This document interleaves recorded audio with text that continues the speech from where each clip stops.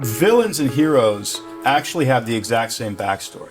Both the villain story and the backstory of the hero are pain. The hero is almost always an orphan in some way. They are orphaned at the beginning of the movie. They have pain. The villain, if you'll watch the movie closely, screenwriters will put a scar on their face, a limp, some sort of speech impediment. What they're indicating is that this person has a painful backstory. So the difference between the villain and the hero is one thing. It's how they respond to pain. And the villain says, the world hurt me, I'm going to hurt it back. And the hero says, the world hurt me, I'm not going to let this happen to anybody else. It's just literally how you decide to react to pain that causes you to be the villain or the victim. Starting tonight, I'm a man of my word. See, their morals, their code, it's a bad joke. Dropped at the first sign of trouble.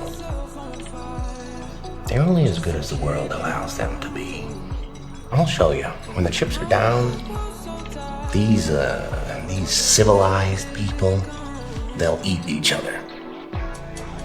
See, I'm not a monster. I'm just ahead of the curve. You see, in their last moments, people show you who they really are. So, in a way, I know your friends better than you ever did. Don't talk like one of them. You're not.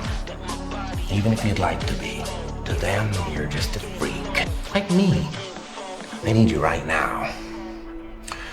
When they don't, they'll cast you out. See, everybody is awful these days. It's enough to make anyone crazy. Okay, so that's it. You're crazy. That's your defense for three young men? They couldn't carry a tune to save their lives. Oh, why is everybody so upset about these guys? If it was me dying on the sidewalk, you'd walk right over me. I pass you every day and you don't notice me. But these guys, what, because Thomas Wayne cried about them on TV? Have you seen what it's like out there, Murray? Do you ever actually leave the studio? Everybody just yells and screams at each other. Nobody's civil anymore. Nobody thinks what it's like to be the other guy. You think men like Thomas Wayne ever think what it's like to be someone like me? To be somebody but themselves? They don't. They think that we'll just sit there and take it like good little boys, that we won't werewolf and go wild. I'm not angry. I'm just done. That's what people don't get. I'm not mad at anyone. I'm just done with situations that disrupt my peace with people who don't love me the way I love them, who don't put in the same effort I do. Once I see you taking advantage of what I bring, whether it's family, friends, or relationships, it doesn't matter.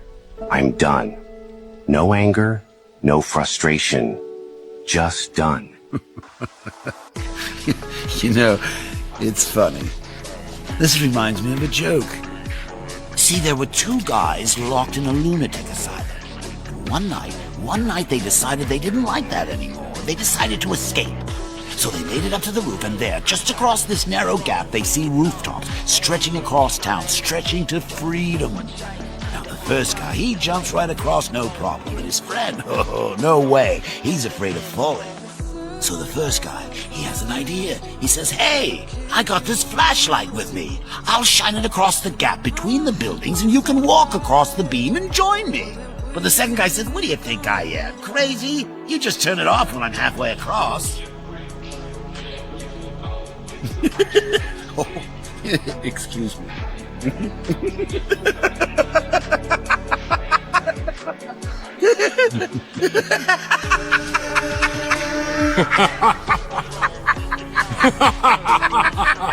Prove them all fucking wrong.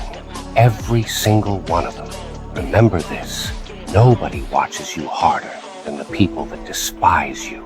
So give them a show. They'll never forget whatever they said about you. Use it as fuel. Ignite that motherfucker inside you and show them who you truly are. Sometimes you have to suffer in life, not because you were bad, but because you didn't realize where and when to stop being good. Nobody watches you harder than the people who don't like you. So, give them a show they'll never forget. forget.